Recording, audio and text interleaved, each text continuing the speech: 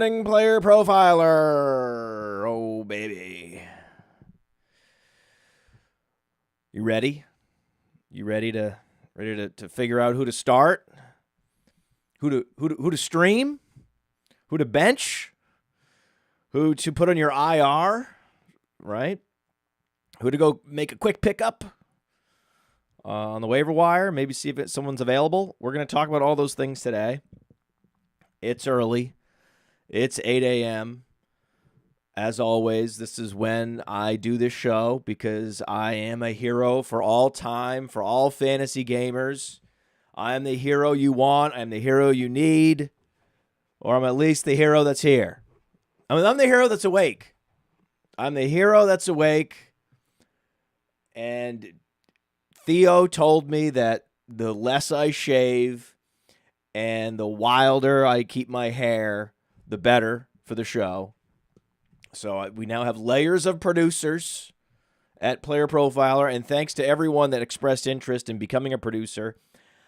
I don't think we have enough shows for everyone that wants to be a producer, and I think I was just so grateful for the show I did with Tyler, who was one of the early producers and now has some of his own shows, and he's telling me what to do, and it's great. He's sort of my boss. It's a great story, and many of you will have a similar journey, I'm sure, here at Player Profiler. It's one big community. Lots of NFL action today. I'm very focused on this Bears team, especially Caleb Williams in the passing game. This is everything we wanted the whole summer. It was like, well, Keenan Allen's brittle. Keenan Allen is 30, and he's had a lot of lower body injuries. He's very injury prone. The Injury Finder app agreed. And the least injury prone, spoiler alert, wide receiver in the Injury Finder app, DJ Moore. DJ Moore, the most durable of all wide receivers in the NFL.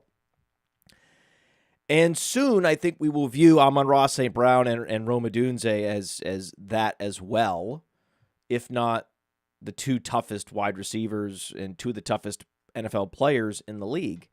Certainly, you're starting DJ Moore. Now, you had two games where DJ Moore was underwhelming, and you're going to have some fish that are going to go ahead and bench DJ Moore. That's going to be a big mistake, and that's why we're here. Sometimes we give some very basic advice, like start DJ Moore against the Colts. It has to be said. For some people in the audience, it has to be said. Okay? It has to be said. It's just what it is. Okay? But for those of you that are in leagues that are a bit deeper,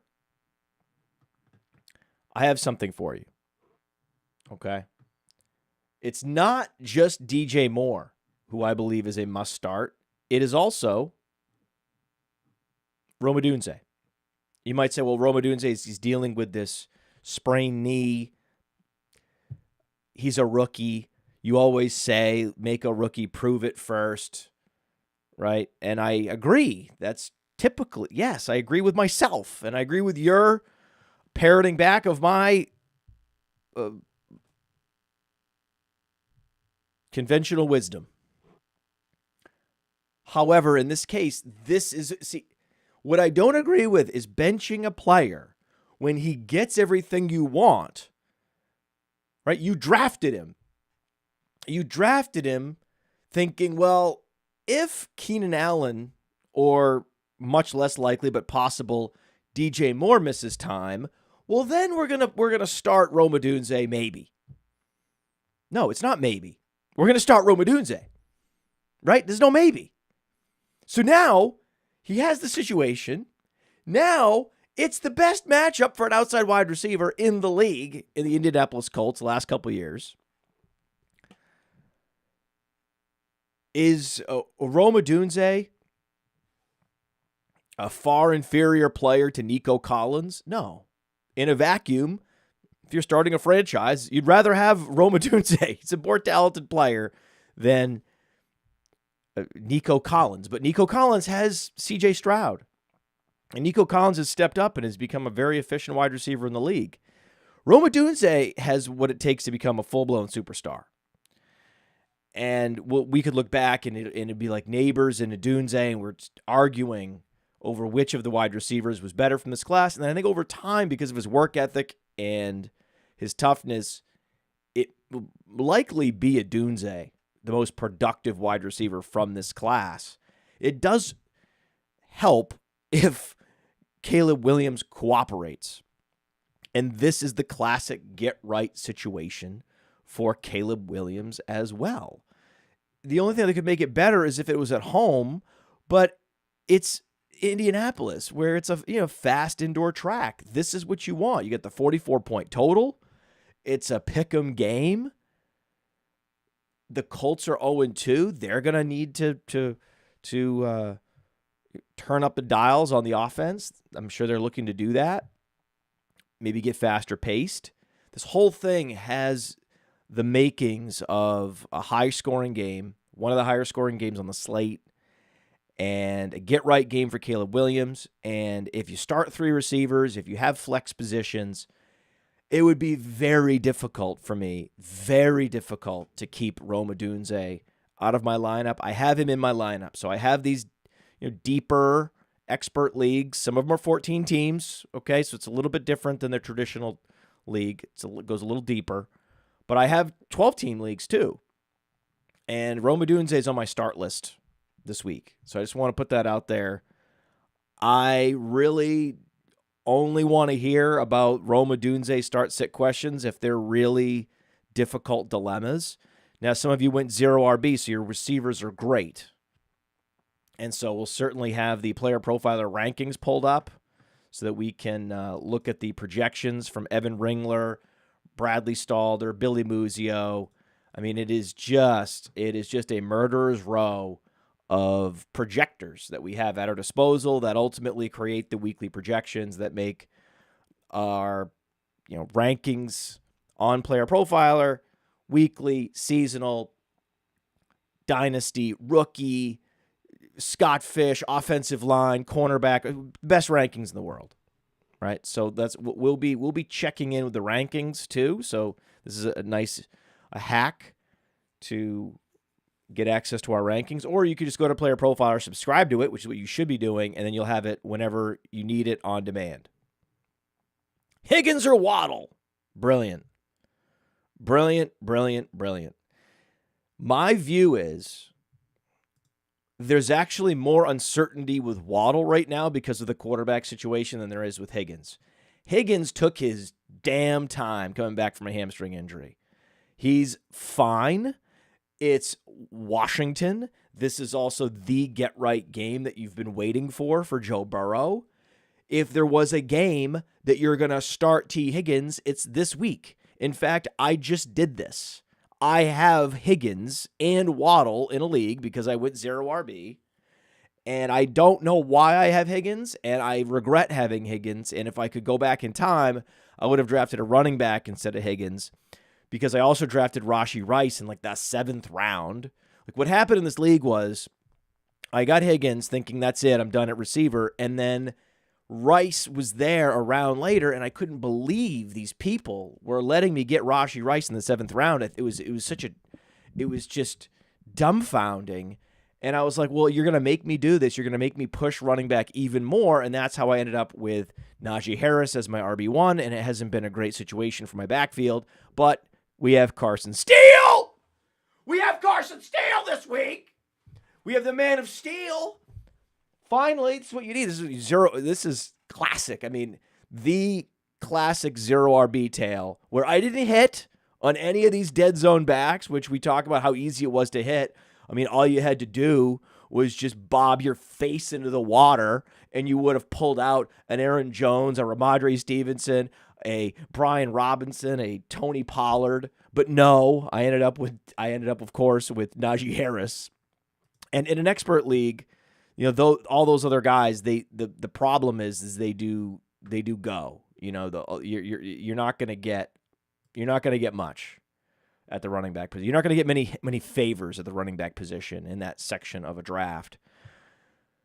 So I ended up with Rashee Rice, and if I could go redeal the deck, I would absolutely have drafted a running back there whoever, even like an injured one, like Kenneth Walker, somebody. I don't need T. Higgins in this league, but I also now have Waddle, and so I'm faced with the same dilemma that this person is. And a lot of you have T. Higgins dilemmas. I'm also seeing T. Higgins, Jameson Williams. Okay, so here's the thing. You drafted T. Higgins. This is a very important rule of thumb that will take you far in life, not just in fantasy football. It's like with poker. You chose to call the pre-flop razor with this hand.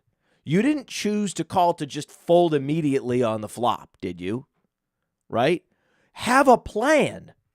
What is your plan? You're drafting T. Higgins. Now, in fairness, I say this in a scolding tone, and then me, myself, the hypocrisy is very thick here with the Podfather, as usual,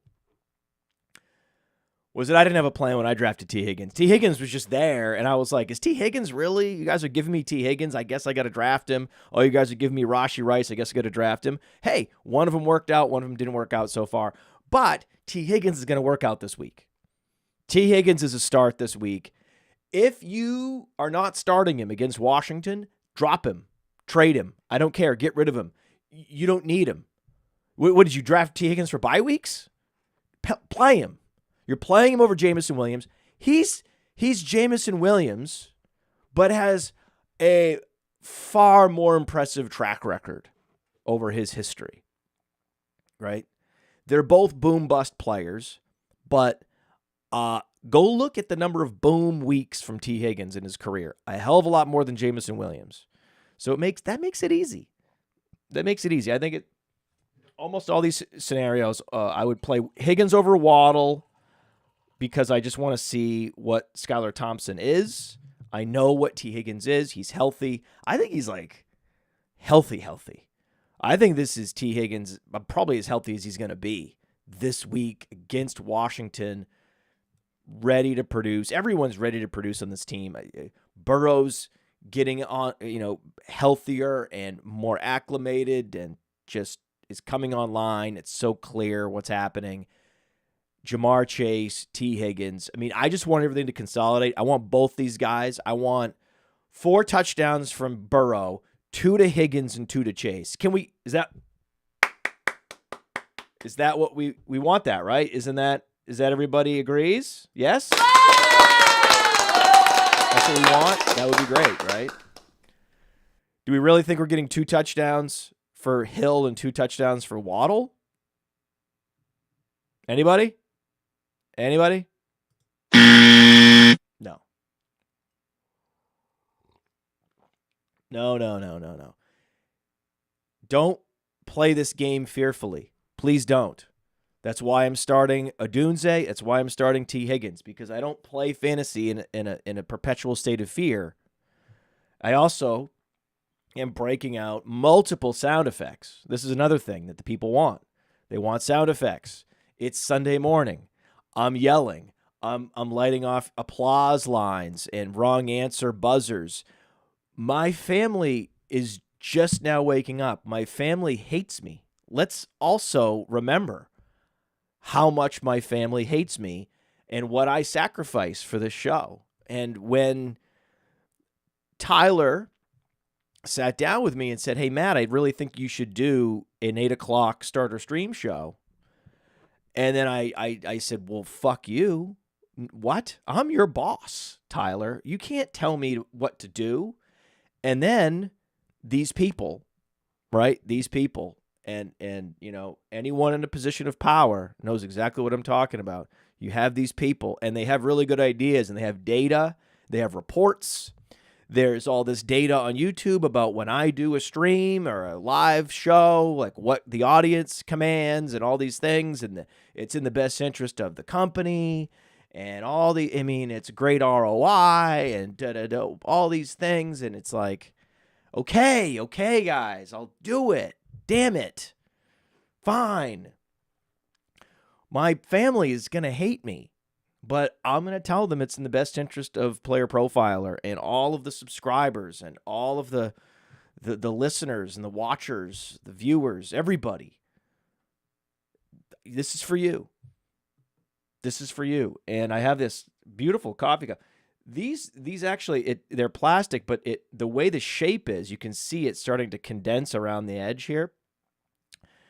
This actually holds the heat in because I'm talking so much, my coffee gets cold, and then this glass, I can't remember the name of it. It's Zwilling Heckles, Zwilling Heckles coffee cup. Oh, that's hot. That's hot. I'm also the flex. Did you notice the black coffee flex? Black coffee's always a flex. Everyone, whenever someone, how do you like your coffee? Black. And I always feel cool saying it. I'm always like, black. And then you have people that are always like, you sure? What do you mean? Are you sure? Yes, I'm sure. What do you mean, are you sure? Wait, hold on. No, actually. No, you're right. Thank you. Thank you for asking. No, I'll take some sweet and low. What? No. You sure you don't want some cream in that? A little cream with an iced coffee. If it's iced coffee, I do like a little cream, admittedly. I'm not one of these sicko black iced coffee people. But here's the thing, and this is what I always tell anyone that asks, are you sure? And I come back and say, yes, well, actually, I like the taste of coffee. Maybe you're trying to hide it with your cancer-causing chemicals, right? Your carcinogen-laced chemicals. Good for you. Please, by all means, don't let me get in your way, okay? Don't let me stop you from concealing the taste of the thing you're drinking. But I'm going to go ahead and taste what I'm drinking. Is that fair?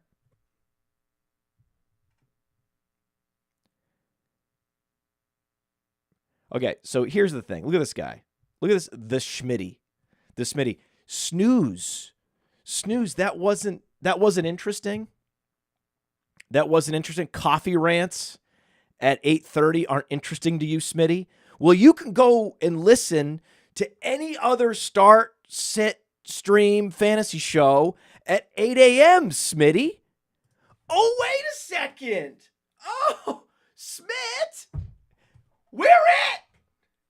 I got a little news flash for Smitty. We should run the breaking news.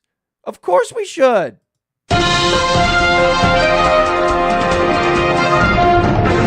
This is it. This is your choice. You could scroll the dial. Go ahead. Go find the other 8 a.m. show. Go ahead. Okay, we'll wait. DeMarcus Robinson or Jauan Jennings? I love this. This is a great question. Jauan Jennings. I mean, this is an easy one. Jauan Jennings. We're not quite sure what the target distribution is going to be in Los Angeles. I fundamentally believe, and I've talked about this on my Mind of Mansion podcast monologue, that it's Tyler Johnson.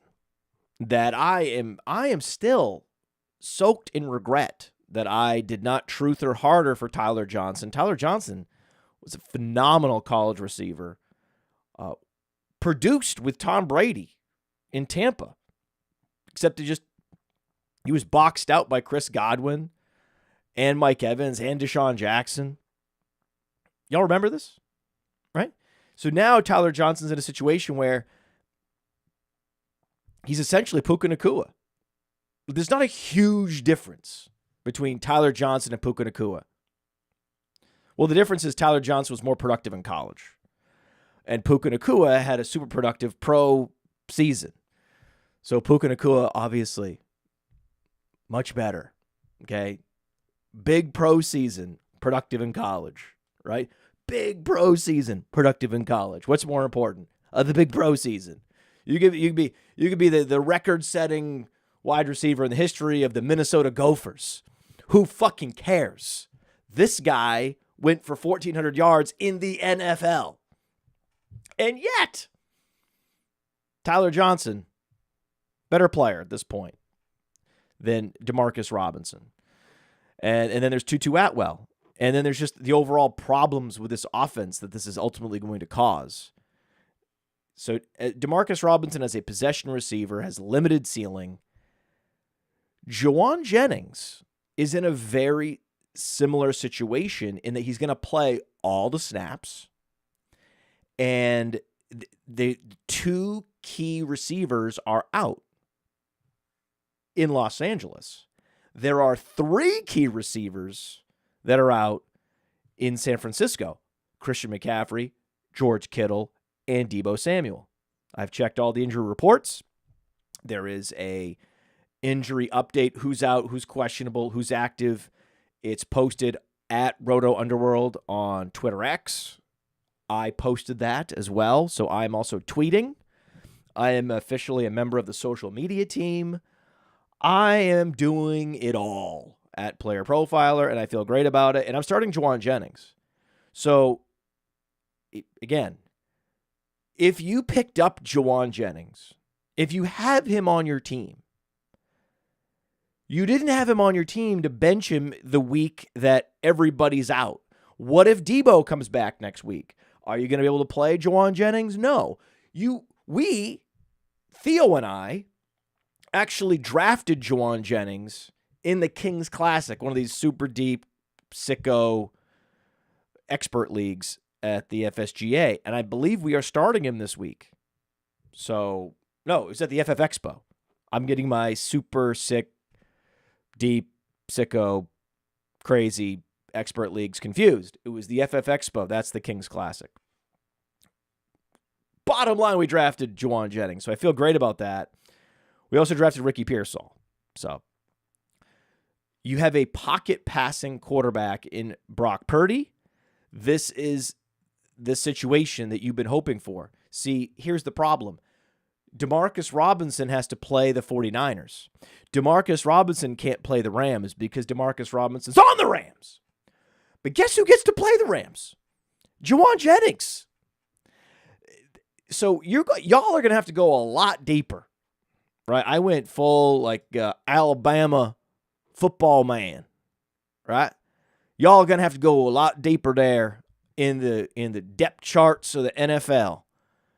Right, if you want to get me on Jauan Jennings, and I don't mean deeper. I mean you guys are gonna have to get a lot more studly. Really, you're gonna have to really put some quality players in front of me if you want to get me off Jauan Jennings this week. Jauan Jennings against the Rams. If you aren't starting him, drop him, never play him again, never think about him again. Delete him from your memory, Men in Black style. If you're not going to play Jauan Jennings this week, this is his dream week. This is the week he's been. Don't you understand? Jauan Jennings went to bed last night and he thought to himself, this is everything I've ever wanted in my life. My whole life is culminating here at this moment. You have one opportunity to seize everything you ever wanted. Are you going to capture it or are you going to let it slip? A great man once asked that question, right? And I would ask that question of Jauan Jennings. And I'm sure when Jauan Jennings was falling asleep last night, he was asking himself that same question. What would Eminem do? I'm sure that's what he was saying. I'm sure he was mumbling in a dream state. What would Eminem? What would Eminem? Right? You don't want to have spaghetti on your sweater. You want to have a touchdown. That's what you want. So that's what he's going to do. He's going to go out and he's going to have a career game. I mean, this is everything he ever wanted. Maybe he was nervous. Maybe he didn't get a lot of sleep. That's a fear that he was like, oh my God, my whole life is culminating at this moment. It's never going to get better. Can you imagine that the situation that you are about to be in a day from now when you wake up is going to be the best situation for you in your life that you have ever wanted, could ever have dreamed, and it's impossible that it's not possible for it to be any better. It will never get better. It couldn't. All the receivers have fallen down around you. You're all that's left. Even the rookie they drafted got shot. There's the layers of acts of God that had to stack up to put Jauan Jennings in a situation going against one of the weakest secondaries in the league where he is going to be the trusted second option for Brock Purdy for an entire game in the NFL on Sunday. When Jauan Jennings was an afterthought coming out of Tennessee, I'm sure this was barely a consideration that this could ever happen to him. He maybe dared to dream it once in a while, here and there, in these fleeting moments, maybe driving away from one of his better practice sessions. But he didn't really think it could happen to him. It's happening. Everything he ever wanted is happening in this moment. Don't you want to put that guy in your starting lineup in fantasy football? Wouldn't that be a good idea? He's like 6'4". If for no other reason you start him for the touchdown equity, don't you know they're going to score? Who do you think they're going to draw plays up for? Who do you think they've been drawing plays up for in practice this week in the red zone? Jauan Jennings, man.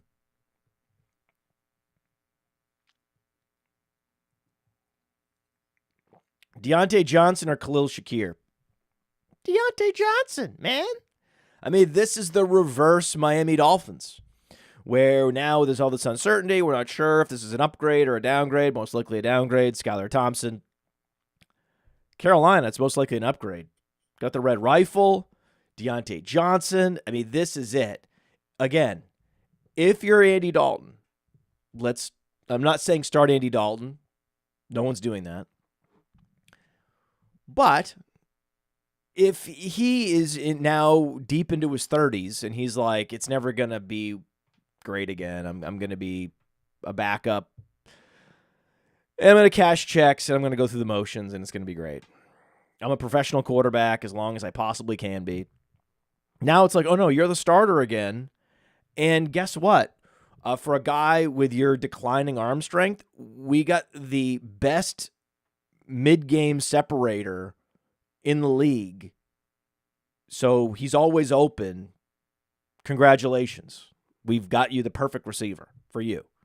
And he's like, oh my God, this is amazing. This is a dream scenario. So yes, we're starting Deontay Johnson. Get right game for Deontay Johnson. Very difficult. Very difficult for me to imagine benching Deontay Johnson this week. Though some of you with these amazing zero RB rosters may. You can always go to our rankings at Player Profiler and get the final answer. If I don't answer your question, there is an unbelievable number of questions that are coming in. The number of live viewers is approaching 1,000. So I don't know if I can get to all these questions. It's pretty amazing. It's pretty amazing. T. Higgins or BTJ?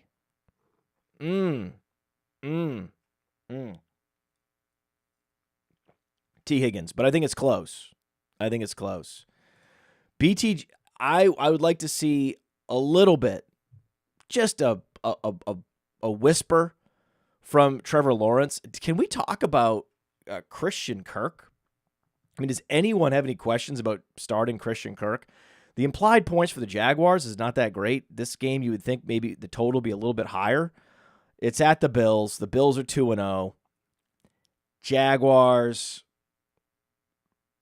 This feels like a great game for Brian Thomas. I love Brian Thomas this week. I really do. I love Brian Thomas this week.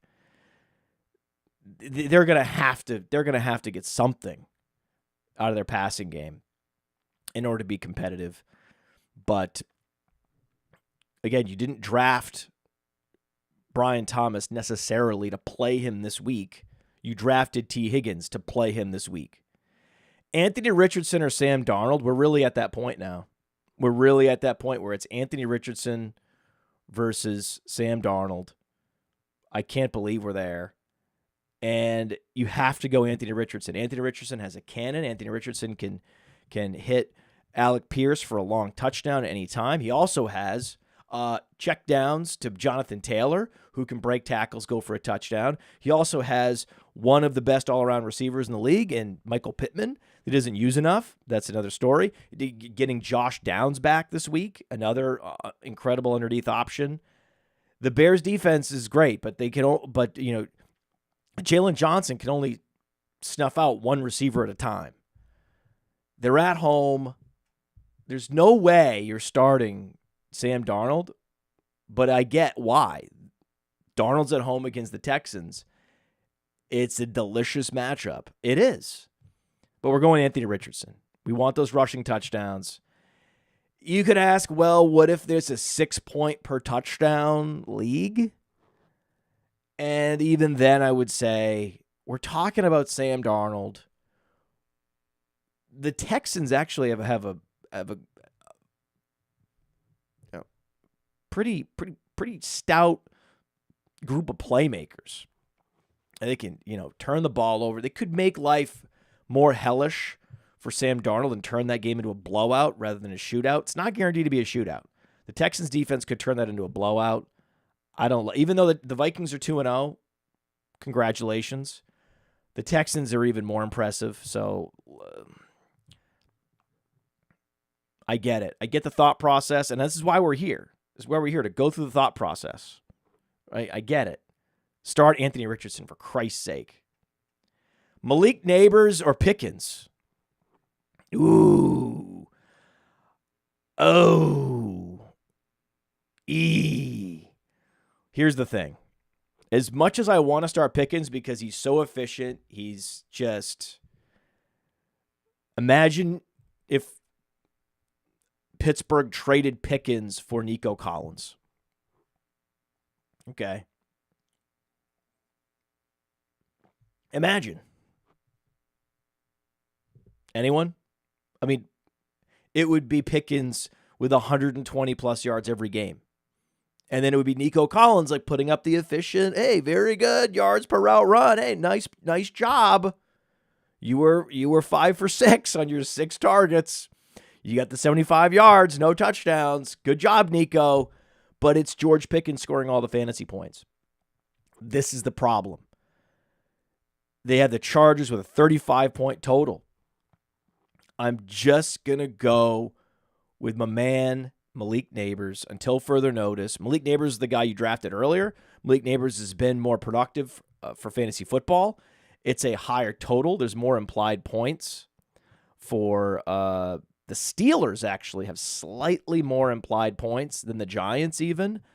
But I think the Giants will more certainly be in negative game script territory. So even though the way it shakes out, even though it's a 38.5-point total in the Giants-Browns game, 35-point total in the Chargers-Steelers game,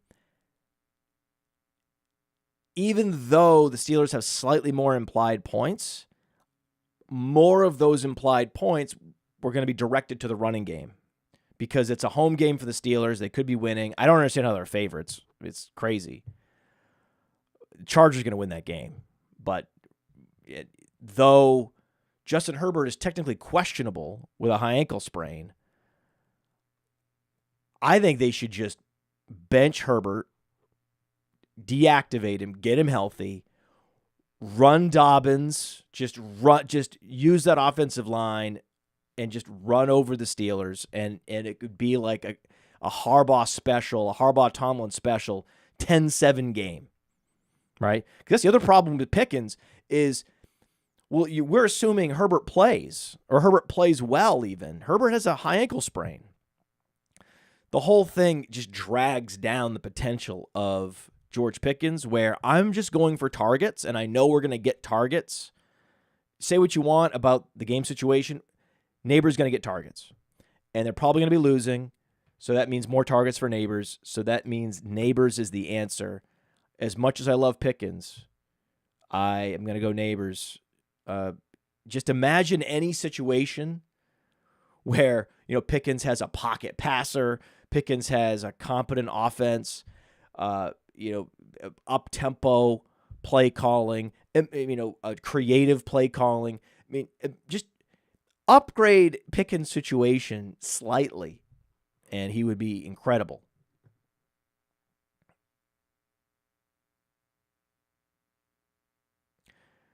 Someone says, Podfather hasn't shaved, but got in front of the camera for the people. Thank you.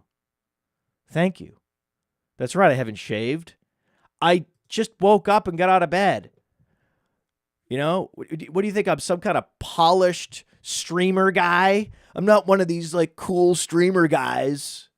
You know, I'm going to get shaved and I'm going to, get my, do my hair well.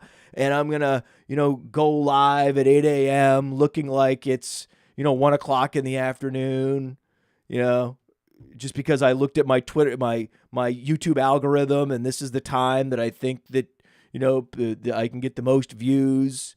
One of these like super YouTube grinder influencer guys. No, whatever that guy is, right? That basically lives in like a cryogenic YouTube tube. I'm the opposite of that guy. I am rolling out of bed. I don't care what I look like. I don't care what the goddamn algorithm says. I just turn the camera on when I'm available and we talk for as long as I can. And then I turn the camera off and I go on with my day and I don't think about it again. Thank you. Thank you. So yes, there's a difference between this show and other shows, because I'm sure the other shows that are on, there's a lot of people that go live on Sunday morning to talk about fantasy football. No one's saying that this is the only show. What I am saying is there's no other show like this where we talk, and certainly we cover some very important start-sit decisions that are very common in fantasy football. But we talk about other things, and it's actually fun and extemporaneous, and it's not just we're going down through every single question that we have, and we're going to go through every game that we have. That's not what we do. This is much more of a free-form situation. It's not as efficient in terms of the number of questions we're going to ask per minute. Who cares? Right? We're entertaining. That's what's first. What's the NFL? The NFL is entertainment. Tyler Johnson's been in the league for 5 years and hasn't done jack shit. Well, that's fair. That's a fair statement. And we've also seen players that aren't that good have incredible stretches. Like this guy, Travis Fulgham. Remember Travis Fulgham? 6th-round pick. Came out of nowhere, did nothing. And then for a month, he was a wide receiver 1 in fantasy football. That's what we think we can get from Tyler Johnson, not a full season.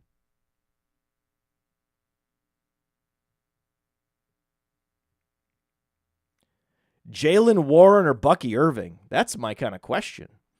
That's a cool question. I can't believe that's a deep league. That's a tricky situation.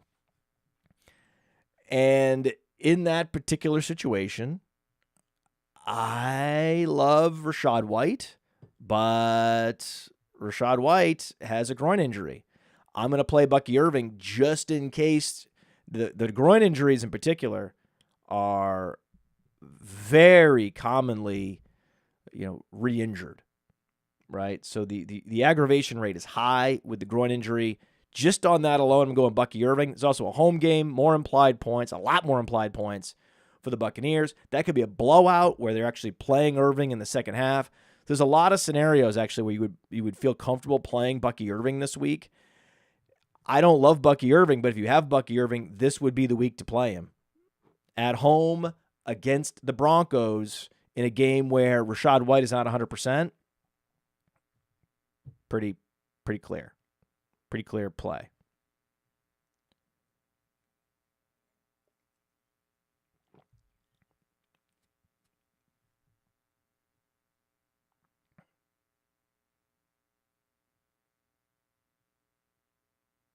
Akers or Jerome Ford? Wow. Yeah, I mean, there's no Dameon Pierce. Wasn't it always a little wishful thinking that you could just pick up a guy that was injured and he would get activated just because the other guy on the team was injured? I fell for that. A lot of us fall for that. We're like, well, in the depth chart, technically, it's Dameon Pierce, so we should pick up Dameon Pierce on the waiver wire before we pick up Cam Akers. I fell for that. Now, I ended up spending up on Carson Steele, so I didn't really have that problem in real life. But looking back to my waiver wire advice, because at patreon.com/podfather, I post my exact waiver wire fab bids. Would have gone higher on Akers in retrospect, knowing that, hey, it's, you know what?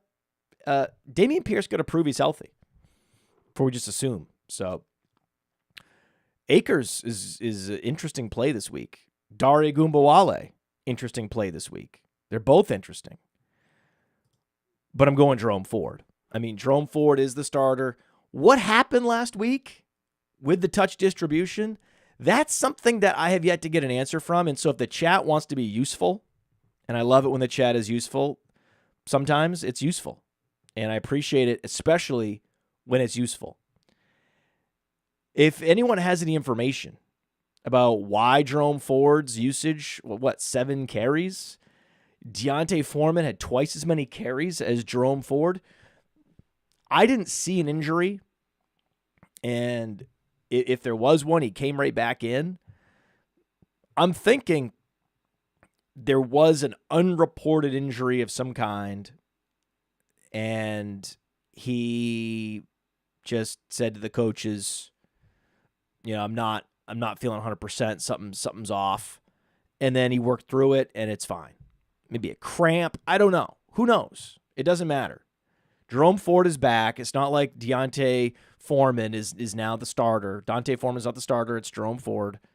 And this is a game where you want to play Jerome Ford. It's a home game.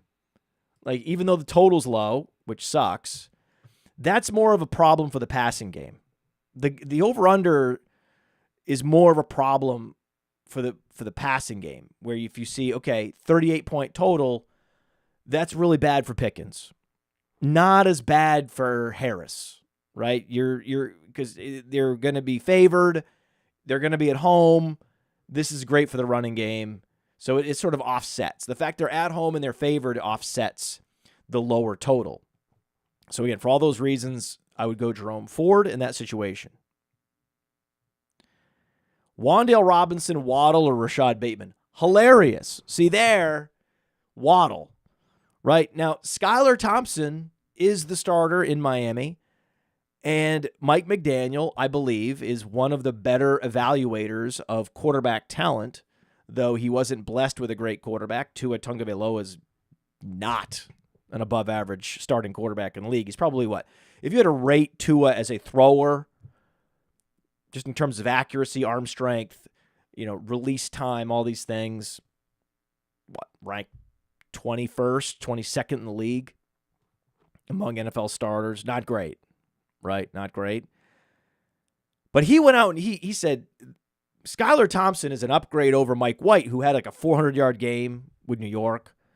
There's something about Skylar Thompson. I'm not saying he's Brock Purdy, but I can see Mike McDaniel has visions of Brock Purdy in Skylar Thompson. And so for that reason, I trust Jalen Waddle. Jalen Waddle also, he can operate close to the line of scrimmage. So if they want to, cut their routes down, and truncate their route inventory, that's fine for Jalen Waddle. Jalen Waddle's had a season where his target depth was well below 10, and he just scored fantasy points on targets and receptions and yards after the catch. So he can do that. That's the beauty of Jalen Waddle, can catch a bubble screen and take it to a touchdown. So I'm one of those people that's less concerned about Waddle than most. I just happened to say earlier in the show that I'm less concerned about Higgins than Waddle, but that doesn't mean that I'm concerned about Waddle. I'm really not. I'm playing Waddle over those guys easily. Jauan Jennings or Christian Kirk? I'm going Jauan Jennings. Oh, yeah. Waddle or London? See, that's interesting. London. I mean, that's pretty easy. London, I mean, we have a quarterback that's improving versus a quarterback downgrade. So that's London very easily.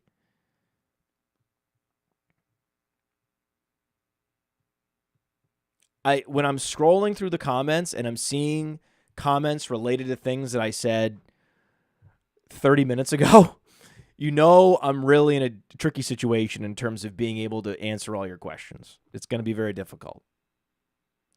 Ridley or Jaden Reed? Well, Malik Willis is playing, so the answer is Ridley. Ridley's been productive this year. Somehow. Right? Somehow. Low total game. Titans are at home. They have a better quarterback. Ridley. That's pretty easy.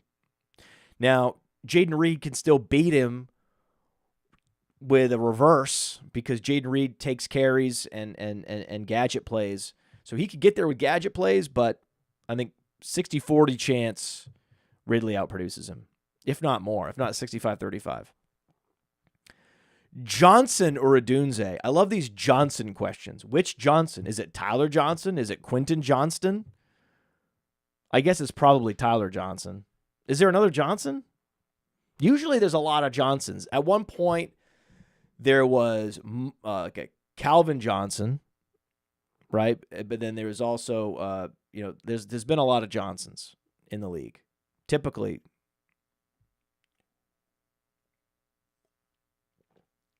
no Matt Johnsons, though. No Matt Johnsons. I'm going to Dunze. Any of these deep questions, I'm going to Dunze.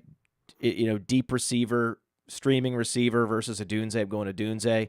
I'm going Pollard this week. Akers or Pollard. It's easily Pollard. Listen, this game, road game against the Vikings could make this competitive. This could be a Dare Goombawale game. Cam Akers is dust as a receiver. He's a between the tackles grinder only at this point now. Goombawale has a little bit of juice in the passing game. Goombawale is an interesting, super deep option this week.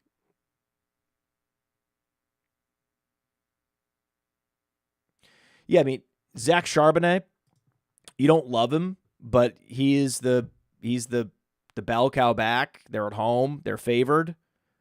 You go Charbonnet. You bank your 18 fantasy points. It's really not that hard. I don't love the ceiling. I think that he has limited explosiveness and limited wiggle and limited everything. He's just a solid all-around running back.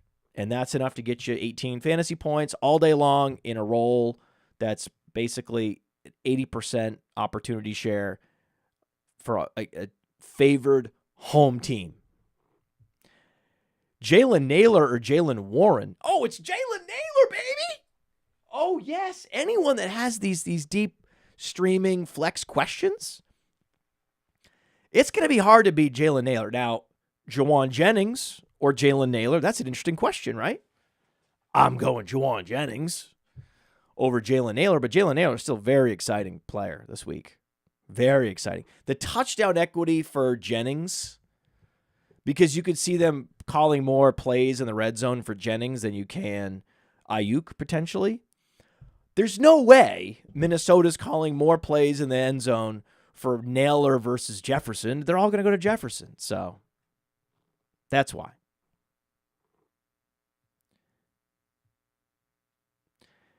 This is interesting. In terms of comps, that I am the Andy Dalton of fantasy football, that I'm hanging on, right?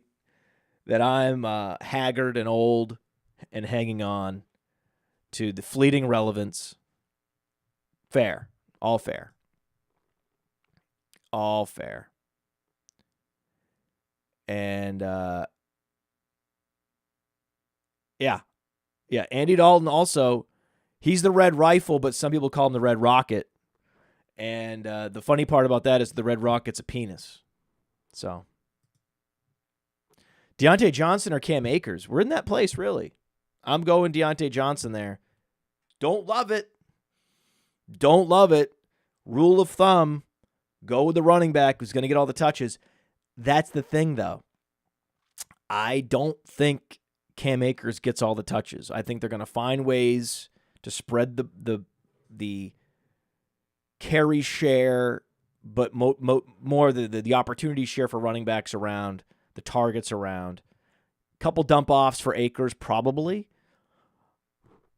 A rushing touchdown. So what are we talking about? We're talking about 6, 10, 12, 13, 14 fantasy points for Cam Akers if things go well. If things don't go that well, then we're talking 6 fantasy points. So 6 to 14 fantasy points. That's the range. I think Deontay Johnson, I mean, with the red rifle, this is it. You're not going to feel bad about the decision, right? You drafted Deontay Johnson. This would be a great game to play him. If he still doesn't produce, then you know, okay, that's fine. All right. You're not getting a lot of upside from Cam Akers. Let's just say that, okay? Like, you're playing Carson Steele over Cam Akers all day. Now, I would have to give one caveat that if it is standard or half PPR, then I would go Akers over Deontay Johnson. This is assuming it's PPR. And I would go Rachaad White.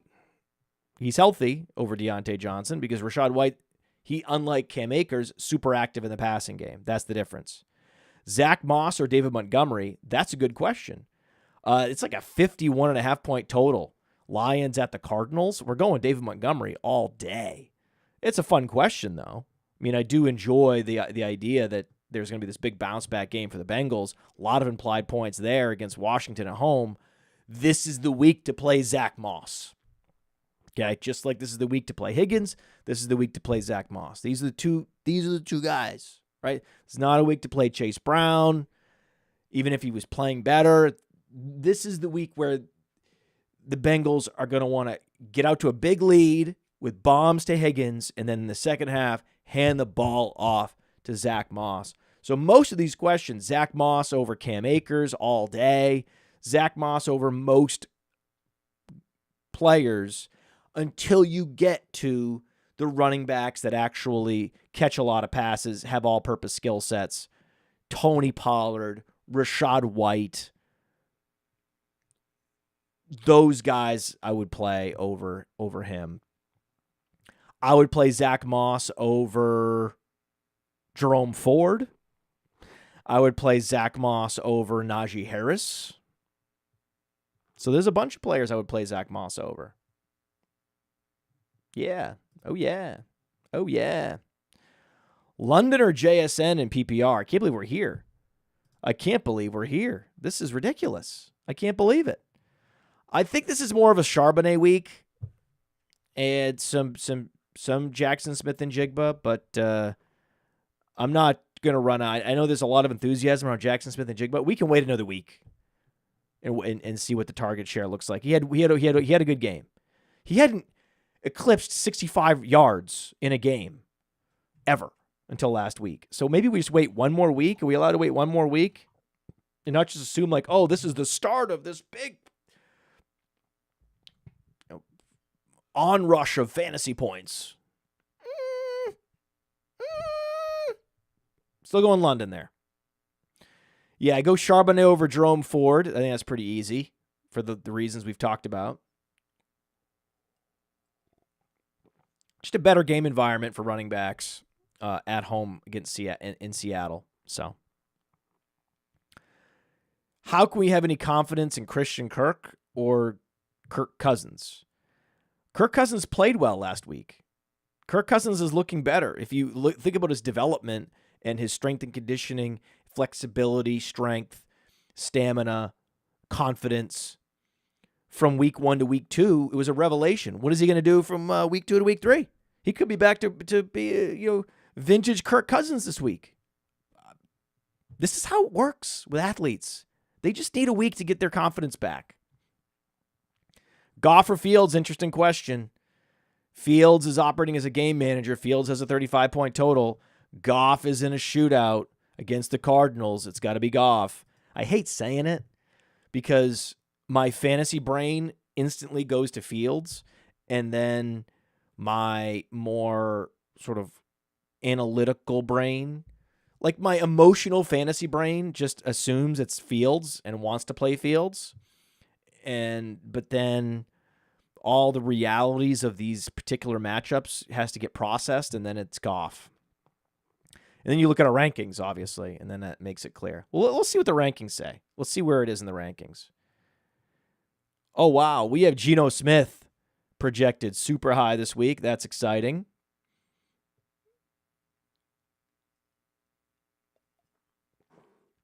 Goff and Fields both projected for 19 fantasy points. There's just not a lot of upside. Not a lot of upside in that game. 35-point total against the Chargers. So I'm going to go Goff. There's more upside there. And the implied total for Jared Goff, 27.75 points. The implied total for the Steelers, 18.75. Right? That's a 9-point implied total difference. That is titanic. Jaden Reed, Rashid Shaheed. Get on board Rashid Shaheed, baby. As long as Malik Willis is under center,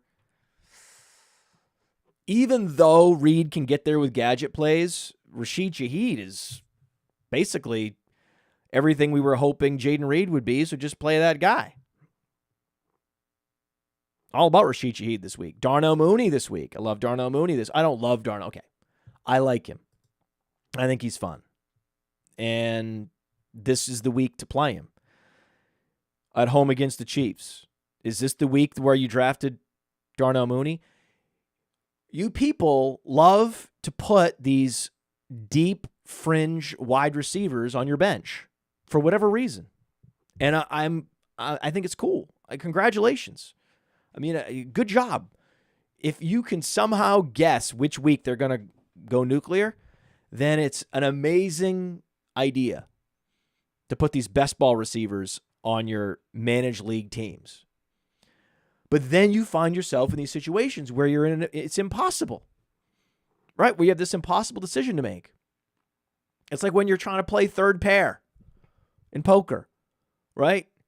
You find yourself in these impossible situations and you just hate yourself. You're just crying. It's a crying call. You're calling, but you're crying. And it's 50-50. This is the problem. So just don't draft these receivers. Like, I went 0 RB in this expert league. It was like 14 teams. I didn't even draft a receiver after Rashee Rice. Because what am I going to do? You're going to put me in an impossible situation where I'm going to have Darnell Mooney, and this would be the week that justifies me drafting him, and yet the projections say I shouldn't play him. So why the hell is he on my fantasy team? But I like him. Now, if I had some injuries, and fortunately I had Mooney on the bench, though I could never play him confidently, now he becomes a clear start. Zay Flowers or London. Ooh. Or Zach Moss. I love that little extra spin there. When you had the Zach Moss, even in PPR, this is the best. It's PPR. It's not FPPR. Oh, do I go Flowers? Do I go London? Do I go Flowers? Do I go London? You go Zach Moss. This is what I'm talking about. If you have a question about wide receiver X's viability this week, don't play him. Just play Zach Moss. If you have Zach Moss, you play Zach Moss. That's the perfect scenario to play Zach Moss. That's the type of player you play Zach Moss. Now, Zach Moss only gets, nullified and rendered obsolete by players that are in even better workhorse situations, like, say, Zach Charbonnet. Then that's a question. But you're playing Moss over Harris. You're playing Moss over J.K. Dobbins. You're playing Moss, yes, over J.K. Dobbins. Oh, yes, you are. Oh, yes, you are. Do you play players based on what they did in the first 2 weeks or what they're going to do this week? Zach Moss. Zach Moss over Akers. Zach Moss over Jerome Ford. Zach Moss over Devin Singletary. Zach Moss over most guys. So,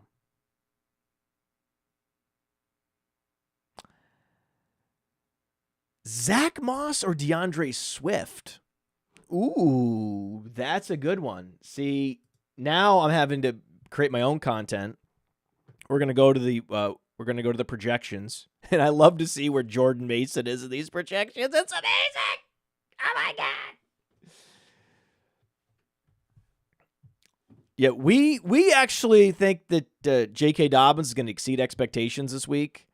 So while I will say J.K. Dobbins is ahead of Zach Moss in our projections, so my advice is just my advice. This is not blessed by anyone at Player Profiler. If you ask Billy, Theo, Bradley, Evan, they will tell you to go Dobbins.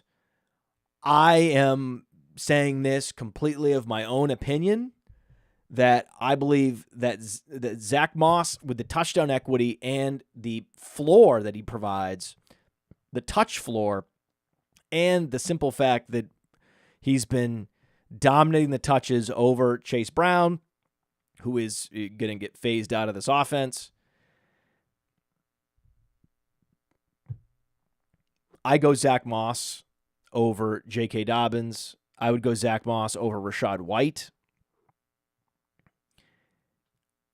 I would not go Zach Moss over Brian Robinson. That I would stick with Robinson. I'm going Zach Moss over Jerome Ford. We have Robinson, Ford, Moss, Singletary, Swift, all in like a little, basically a tier of players that are projected to get around 13 fantasy points this week. And we do have Moss projected ahead of DeAndre Swift, so that's where we're going to go with that particular dichotomy. We're now at the hour mark of the show. I don't know how we do that. I mean, it's going to be a cliche every time, every week. I know we're gonna keep talking about. Whoa, it's an hour's gone by. It's been flying. Can't believe it. How are we talking about starts or streams for an hour? It's very easy. It's very easy. Neighbors or Brian Thomas? No, it's Neighbors, guys. Brian Thomas, he's exciting, but I still think that the number one in Jacksonville is Christian Kirk. We've seen Christian Kirk bagel. He's still healthy. He's not injured, right?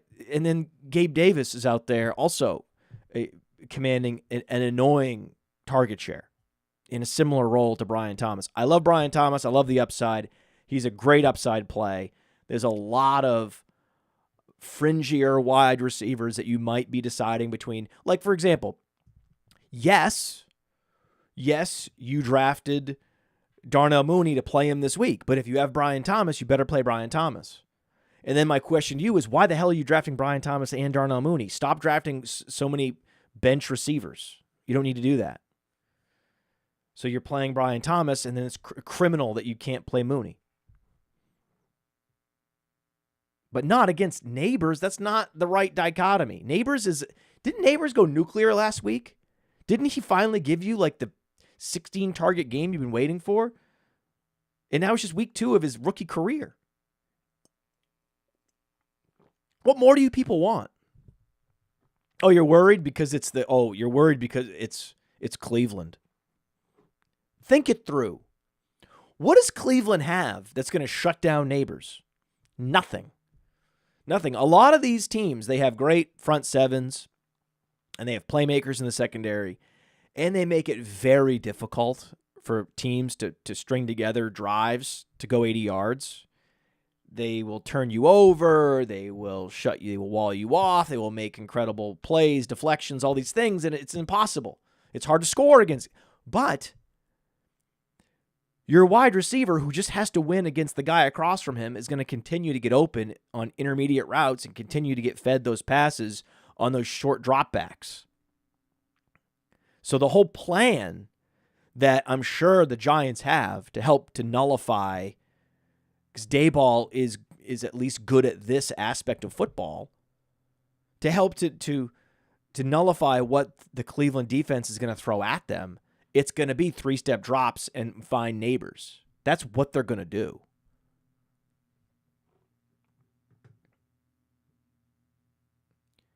Dobbins or James Conner? Oh, man, you got to go James Conner. James Conner's earned your trust as a guy you're starting. I think it's close, but I'm starting Conner. Conner. Unbelievable. James Conner. What a guy. Have I been to one of Diddy's parties? Look at me. Look at me. This guy. Diddy parties, cool freak parties, right? Or tragic freak parties, however you want to think about it. This guy's not cool, right? This guy doesn't get invited to anything that would be considered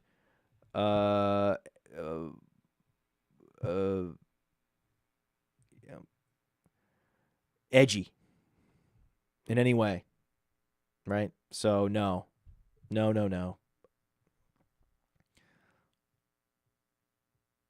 Puff Daddy, huh?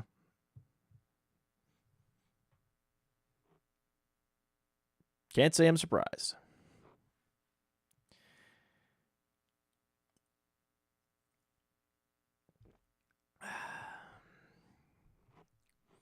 Absolute power. Pierce versus Sutton.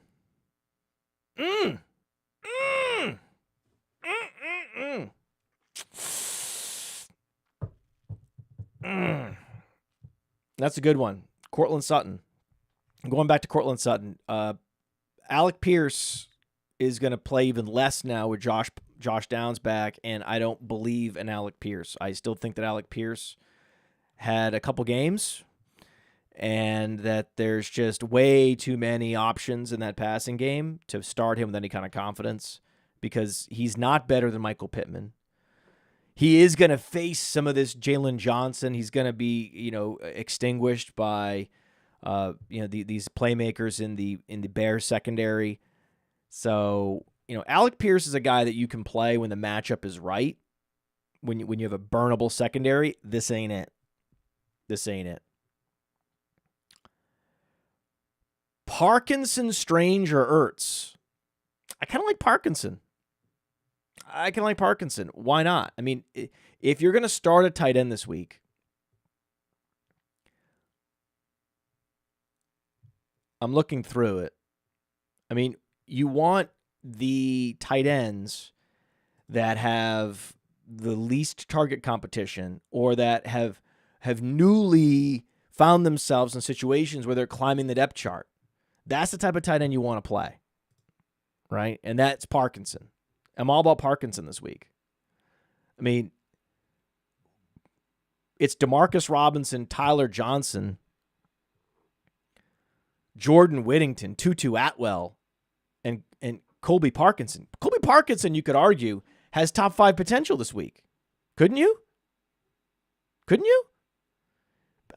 Oh my God! I just pulled up the rankings. He's the number 5 tight end on our rankings. There he is. And I have to go. It's now we're at the one. You could see what's happening is that I am every week I am getting stretched, and the show is going from 50 minutes to an hour 15.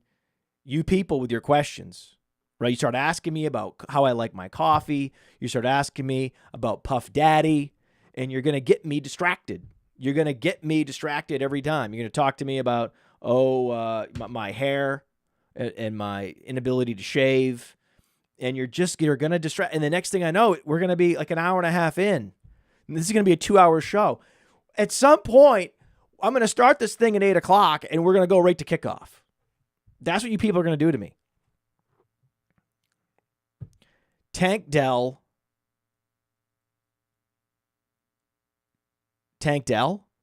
Wait, someone's asking if we go back to Tank Dell. Yes. Is Tank Dell hurt? No. Wide receivers are volatile week to week, and they can have 2 flatline games like a Christian Kirk, or a Tank Dell. And if they're healthy and their role hasn't changed, it's just the matchups and the variance week to week. You go back to Tank Dell, you go back to Christian Kirk. It sounds crazy because you're like, how is this? No, yes, you absolutely do. And you don't fall for Alec Pierce, right? So on the same rule of thumb, by the same token, you can't fall for it with these flash paper wide receivers. Okay? You can't fall for it with Alec Pierce. Okay? So that's the difference. But you also have to be able to, you don't fall for it with Jameson Williams.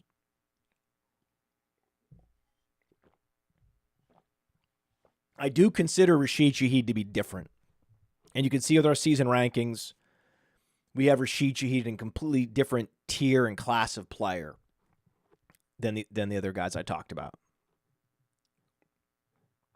Rashid Shaheed's that one guy that I'm like, all right, we need to get real about this guy. He's good.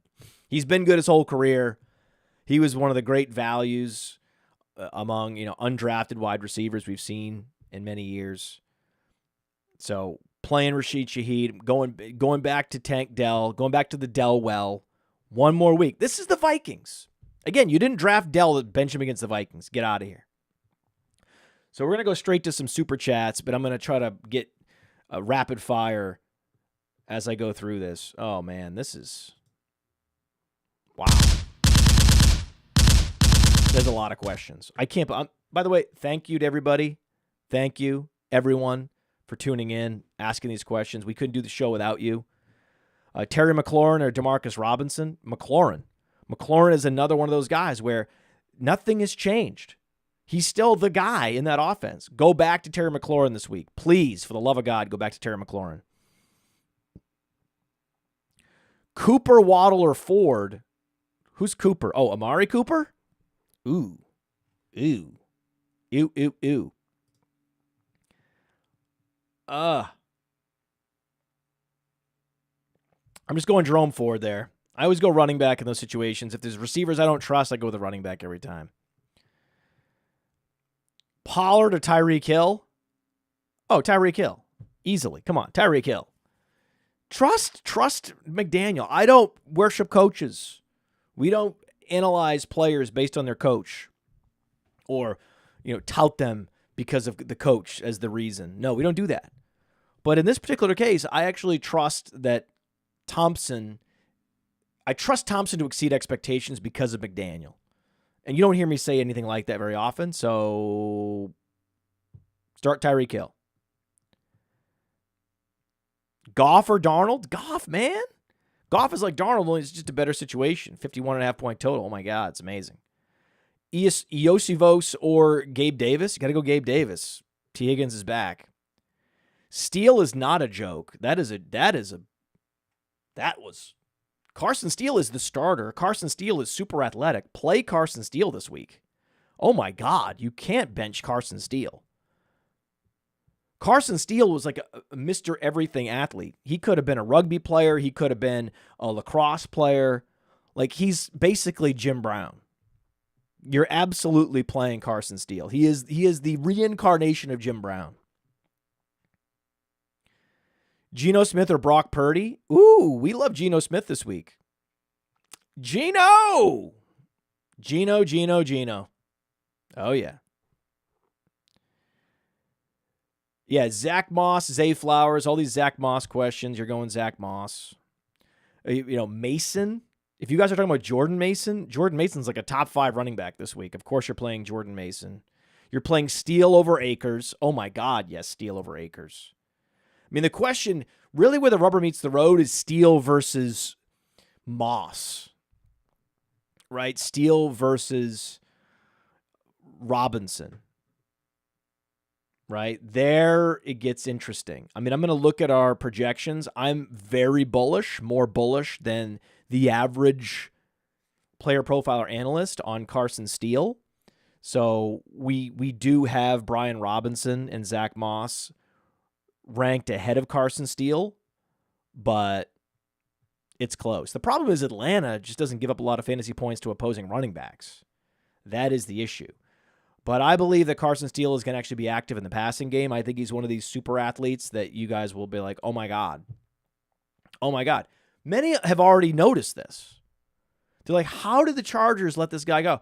It's one of those things where I believe that this is going to infuriate.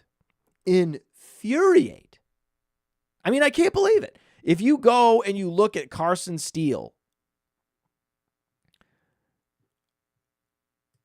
on our, I'm wrong.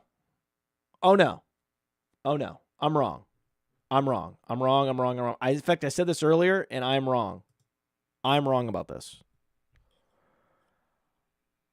His jersey looked like a Chargers jersey, so I assumed that Carson Steele was cut by the Chargers and picked up by the the Chiefs. That's wrong. That's incorrect. He just played for UCLA. I'm an idiot. I can't believe I got tricked.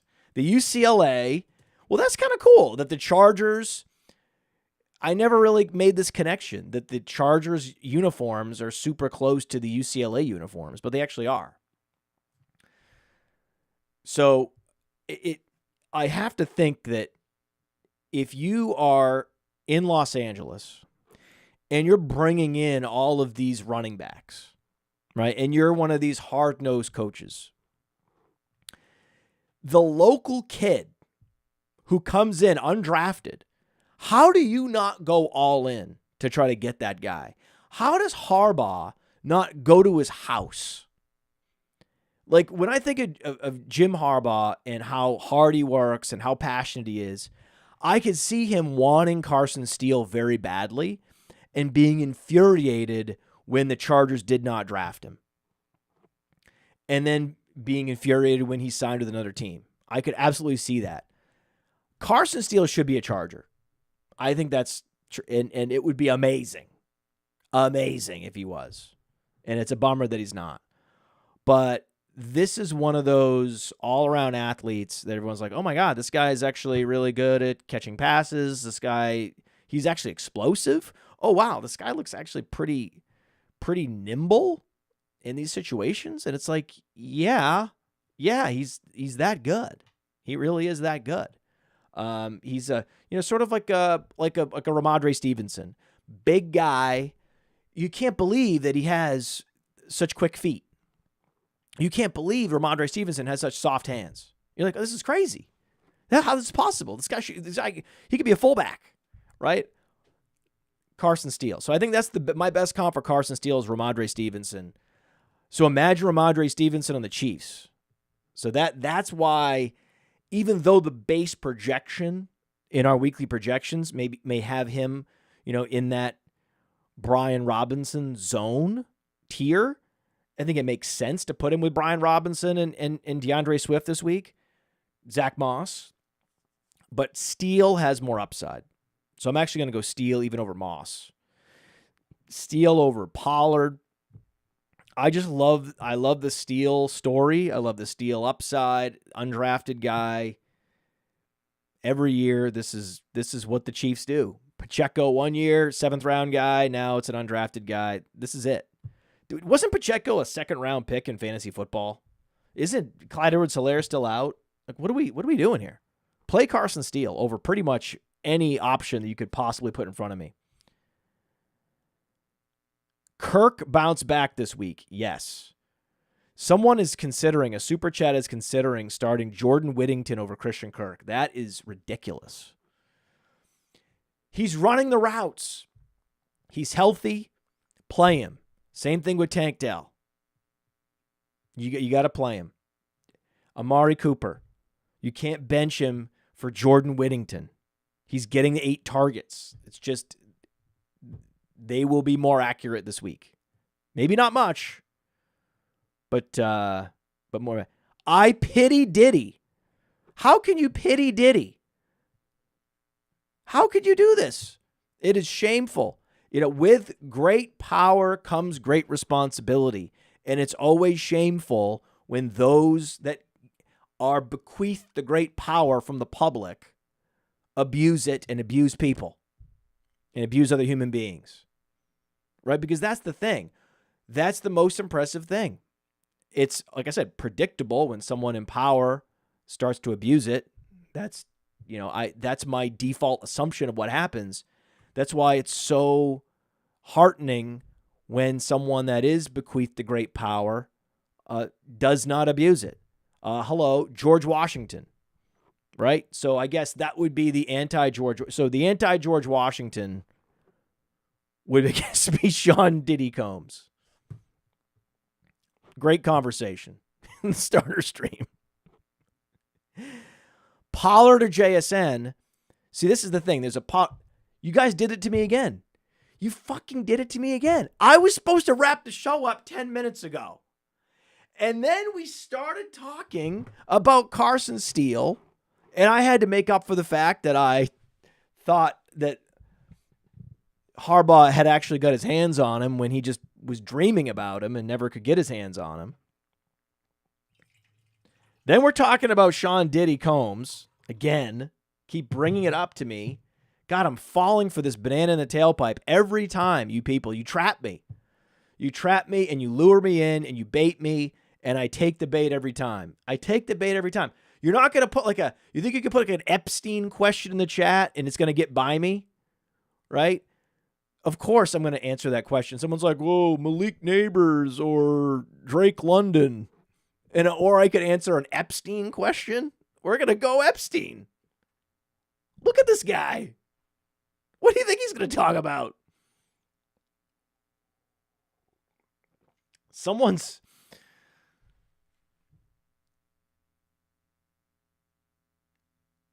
these questions are just so I can't even get. So, okay. I forgot where I was. Now I'm back.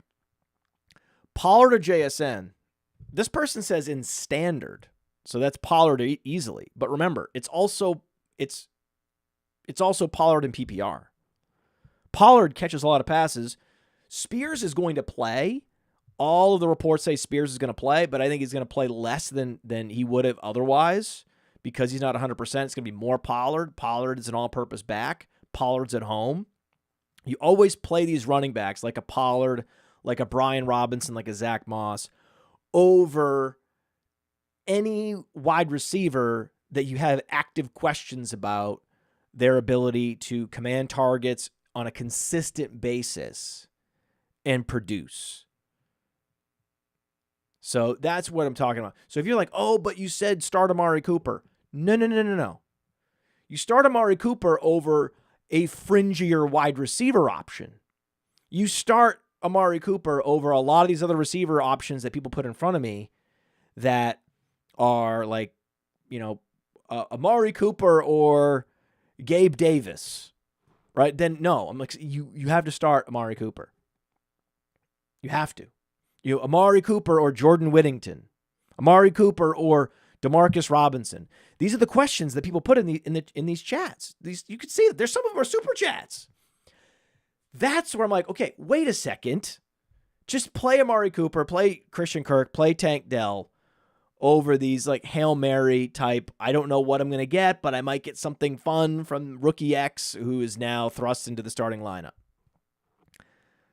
So, but there's also exceptions to that rule, right? Where if you're going to put Amari Cooper, Tank Dell, or let's say,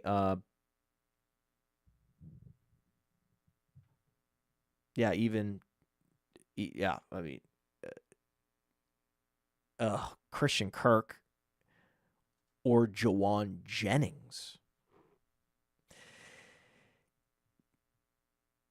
then I got to go Jauan Jennings. I think I got to go Jauan Jennings over all those guys. Dell is very interesting this week because Dell can go nuclear, and it's the perfect game for him. So I think I'm going Dell no matter what.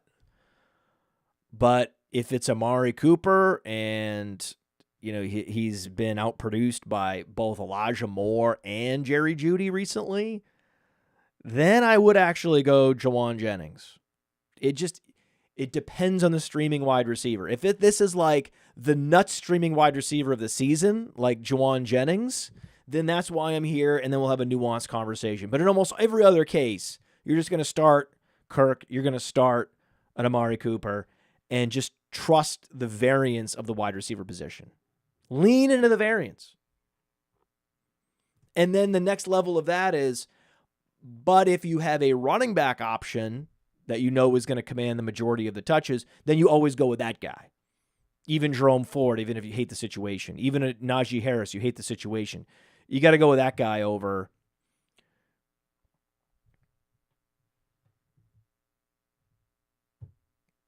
Demarcus Robinson. Come on, man. Come on. All right. So I can't ever catch up. The problem is I can't catch up to the questions. I can't answer the questions as fast as you put them here and post them. So I'm trying to make sure that we get to at least the super chat questions. I mean, someone put in a super chat for $5, which is unbelievable. I mean, that's really good stuff. Thank you. Goff, Fields, Darnold, or Geno? It's Geno this week. Believe it or not, we're going Geno this week. I know it seems weird to say Geno Smith, but this is the matchup you've always wanted for Geno Smith. And, this is why people are saying, oh, you got to start Jackson Smith and Jigba.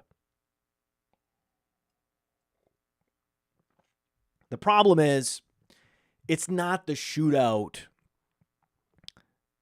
sure thing that it would be with Skylar Thompson. I trust McDaniel, but to boost up Geno Smith into the top 10, that's asking a lot. Right? That's asking a lot. I think Geno Smith is going to be right there with Derek Carr, right there with Baker Mayfield, but I have him ahead of Purdy, ahead of Fields, ahead of Goff. Play him. He has a little bit of Geno's got a little bit of mobility there. Could rush for a touchdown. It's always out there. It's always hanging out there. Ladd or McConkey? I love that question. I love Ladd McConkey.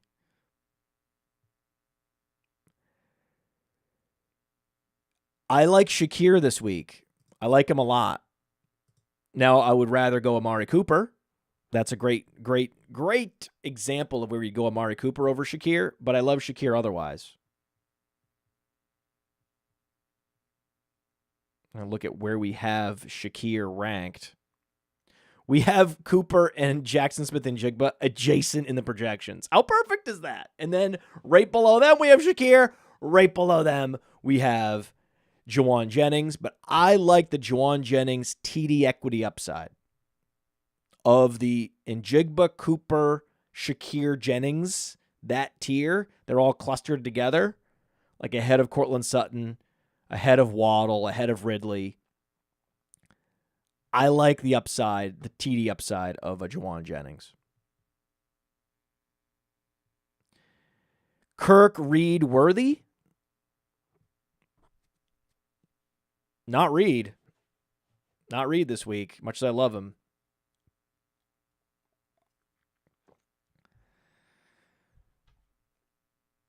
I'm going to go Worthy. I'm going to take a swing on Worthy this week. Got to take a swing on Worthy. Take a swing on Dell, take a swing on Worthy. Go back to the well with Dell. A super chat, P. Diddy or R. Kelly? You fuckers. Fuck you. Max Sornick, longtime listener, great fan of the show, patron. Well, I love Max. But he's fucking me here. He's really fucking me with this old P. Diddy, R. Kelly question. I think one guy, God, I don't know the answer. One guy's way more talented. So I think that if you have one guy seems to have created a bigger, grander, sprawling criminal enterprise, allegedly, P. Diddy, also less talented as an artist. So for that reason, I go R. Kelly. My name's also Kelly. So I'm biased. But I go R. Kelly all day. I'll take R. Kelly over P. Diddy. P. Diddy is scummier and less talented. And more shameful. Both guys are very bad, though. Should we say that? Both guys bad?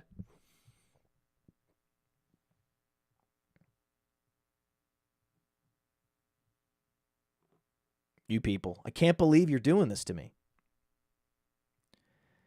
Another super chat. I'm getting out of here. The show's going to be over. We're now at an hour and a half. It's showing an hour 30 minutes on my timer. This is wrong. You're abusing me at this point. This is abuse. This is host abuse. This is starter stream host abuse. Alec Pierce, Shakir. Same question. God. Oh, we're going Amari Cooper. Oh, you got to go Amari Cooper. All these guys, Keon Coleman, Pierce, Cooper. Back to the well on Cooper. Cooper does this. That's the thing. Dell, Cooper, Kirk, they're known for their spike weeks and their volatility week to week. Akers, Najee, Ford, or Pitts? Ooh. Ford? Probably. Maybe. I'm going to go to the rankings. It's Ford by a whisker.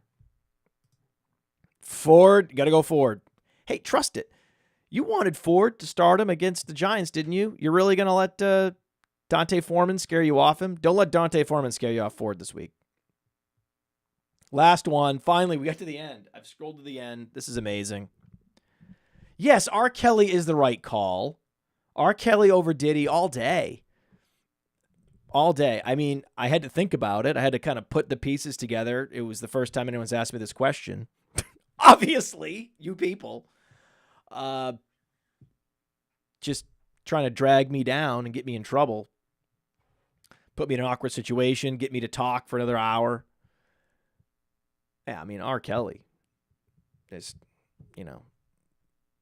tragedy. Like, that's the thing. When people heard what R. Kelly did, they were really disappointed because it would make listening to his music more awkward, right? No one feels that about Diddy. No one's like, oh, man, now I used to love Hypnotize. I used to play that every day. It used to be my personal theme song. Now I can't play Hypnotize as much as I used to. With so much fun I used to have with it. It's different. It's just different. There's just I think there's more of an emotional connection to the R. Kelly music than there is the Puff Daddy music. So in that way, what happened with R. Kelly was more of a crime to the art world. Look at that. Look at that. Look at that. Good. Look at the takes. Look at these takes on a Sunday morning. Look at this.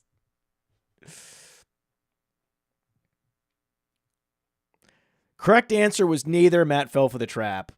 All right. There is no neither on this show. Okay? We're going to leave it here. This is how we're going to do it. Deontay Johnson over Waddle. So you people are, again, I can't leave the show. You're not, every time I think I'm out, you pull me back in. Every time. It's frustrating. This is like a jail. It's like a good jail, but it's a jail nonetheless. I'm going Deontay Johnson over Jalen Waddle, and the projections have them about equal. I'm going to go with my read. My read on the situation is Dalton's going to love Deontay Johnson, and it's a better matchup slightly. And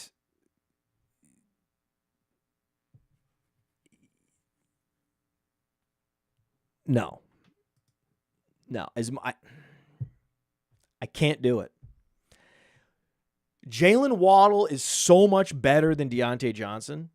Jalen Waddle is almost Deontay Johnson's equal in terms of lateral quickness and separation ability, but then he also has the ability to turn and break tackles and, put up a huge yak game with Skylar Thompson.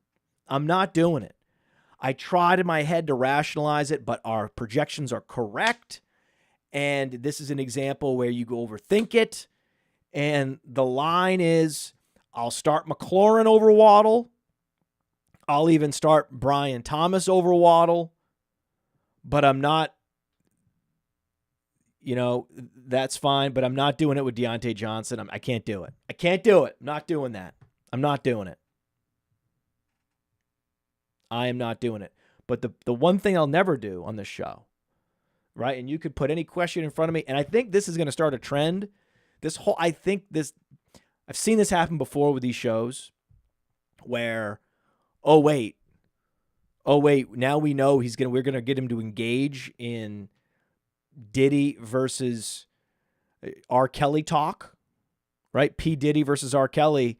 We're going to get him to engage with this. Most creators would just scroll past this because they know it's a no-win situation and they're just creating content for an algorithm, and this is bad, right? This could get the show demonetized or whatever it is.